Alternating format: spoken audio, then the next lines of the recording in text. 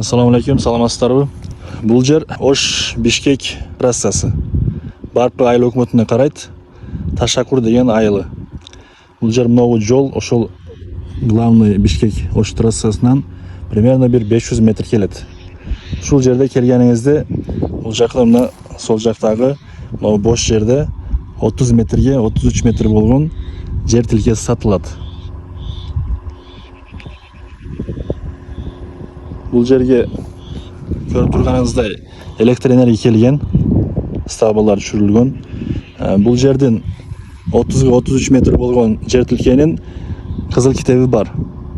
Кимге кызык болсо, ушул көрсөтүлгөн номерге чалып сүйлөшсөңүздөр болот. Бул жер мына 10 сотук жерге сарай салганга сонун жер экен.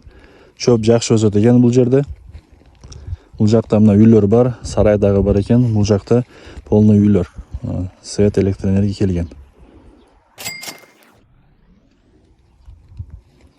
Жердин локациясын айтып өтөбүз. Бул жакта мына көрүп турганыңыздай Сузак району деген белгиден примерно бир 500-600 метр Ош жак өткөндө бул жак Ошко кетет.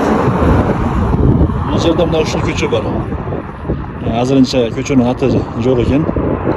Ушул көчө менен жүргөндө ошо айтып өткөнүбүздөй 500-600, может андан кичине көбүрөөк 1 километрге жетпейт. Жүргөндө ошол оң жактагы биз айткан жер. Бул жак Жалал-Абад, Сузак району. Бул жакка кеткенде Өзгөнгө, Ошко кетет. Сол жактагы көчө.